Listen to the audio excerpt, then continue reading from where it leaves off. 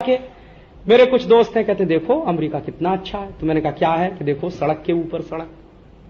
हाँ, यही बहुत बड़ी भारी बात। एक सड़क, उसके ऊपर सड़क, फिर उसके ऊपर सड़क, तो 3-3 सड़क, तो 4-4 सड़क। देखो कितनी चौड़ी चौड़ी सड़क, कितनी लंबी लंबी सड़क, कहीं गड्ढा नहीं है, कहीं कुछ नहीं है, कहीं कुछ नहीं है।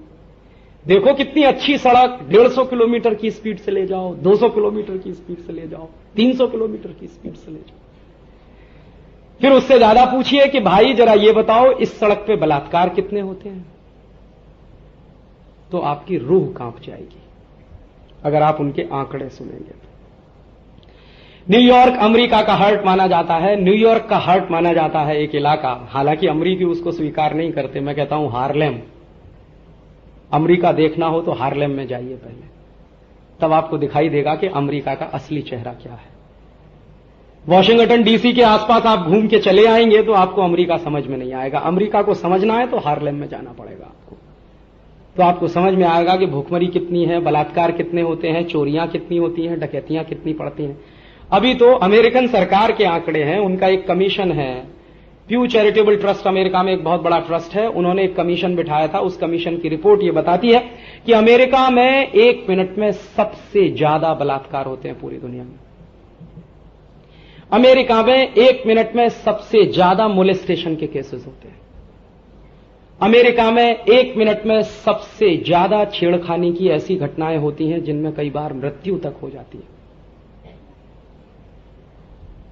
अमेरिका में सेक्स और सेक्स से संबंधित बीमारियों से मरने वाले लोगों की संख्या दुनिया में सबसे ज्यादा। और ऐसी ऐसी बातें आप सुनते चले जाइए तो आपका दिल कांप जाएगा।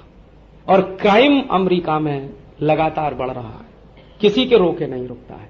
अमेरिकन सरकार का जो बजट आता है, या ऐसे माने कि अमेरिकन सरकार का जो नेट रेवेन्यू कलेक्शन है, उसका करीब करीब 15 से 20% क्राइम को रोकने में खर्च होता है, नेट रेवेन्यू कलेक्शन का। फिर भी क्राइम रुकता नहीं है। और क्राइम किस लेवल के होते हैं? 11 साल का बच्चा बंदूक निकाल के 5 बच्चों को मार देता है अपने स्कूल में। वॉशिंगटन में अभी हुआ, वॉशिंगटन डीसी। 13 साल का बच्चा जेब में रिवॉल्वर लेके आता है, क्लास में शूट कर देता है अपने अध्यापक को, क्योंकि अध्यापक ने उसको पनिशमेंट दिया। 12-15 साल के 10-12 बच्चे खुली जीप में बैठते हैं और दनादन गोलियां चलाते हुए निकलते हैं। बाद में पुलिस उनको अरेस्ट करती है, पूछती है कि तुमने ये क्यों किया? For the sake of the fun. Thrill है इसमें, रोमांच है ये करने में। वो अमेरिका है। क्लास में कोई टीचर पढ़ाए और बिना बेइज्जत होके निकल आए तो ये आश्चर्य की बात मानी जाती है वहां। कोई भी क्लासरूम में टीचर घुसे और वो टीचर बिना बेइज्जत होके उस दिन बाहर निकले तो मान लीजिए आपने बहुत बड़ा किला फतेह कर लिया। बच्चे जिस तरह की बेइज्जती करते हैं अपने अध्यापकों की, आप उसकी कल्पना नहीं कर सकते। और किससे तो यहां तक है कि बच्चों के अपने अध्यापकों के साथ किस तरह के रिश्ते होते हैं, आप उसकी कल्पना नहीं कर सकते। अमेरिका वो देश है जहां होमोसेक्सुअलिटी सबसे ज्यादा है। बिल क्लिंटन ने राष्ट्रपति बनने के बाद जो सबसे पहला कानून बनाया अपने देश में, होमोसेक्सुअल लोगों को शादी करने की छूट दी। पुरुष पुरुष से शादी करे, महिला महिलाओं से शादी करे। फिर दूसरा कानून बनाया बिल क्लिंटन ने कि आर्मी में, नेवी में होमोसेक्सुअल्स की भर्ती हो सकती है, जो अब तक पाबंदी लगाई गई थी जिस पर। तो 50 बार सोचिए भारत को अमेरिका बनाने से पहले, 50 बार सोचिए भारत को यूरोप बनाने से पहले।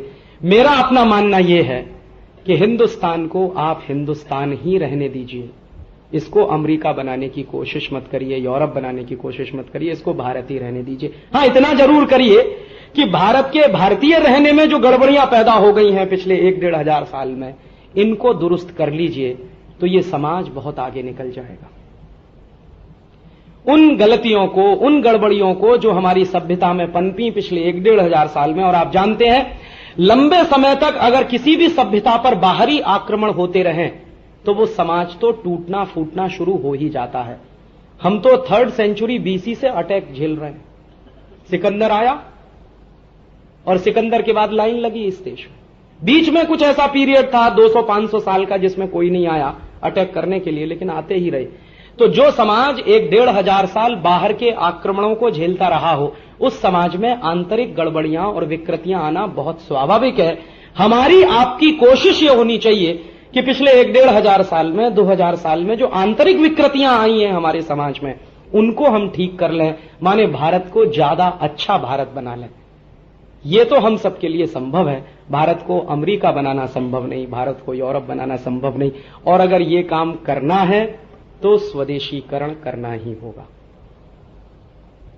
तो हम स्वदेशी आंदोलन क्यों चला रहे हैं? क्योंकि इस पूरे भारतीय समाज का हमें स्वदेशीकरण करना है।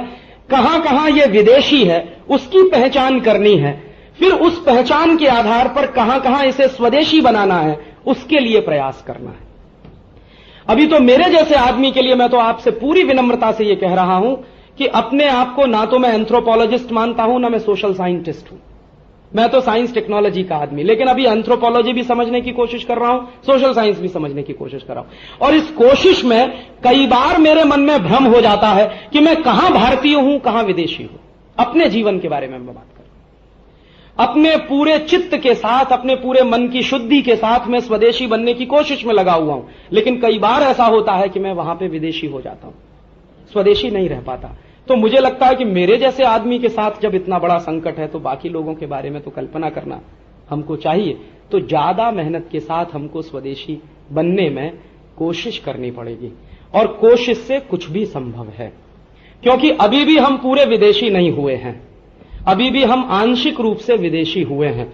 मानस में कुछ परतें विदेशीपन की घुस गई हैं, वो हटाते चले जाएंगे तो काफी स्वदेशीपन हम में आता चला जाएगा। और फिर प्रश्न ये आएगा, तो क्या हम आधुनिक रह पाएंगे कि नहीं रह पाएंगे? मैं एक बहुत गंभीर बात कहता हूं कि भारतीय सभ्यता और संस्कृति में रहते हुए भी हम आधुनिक हो सकते हैं।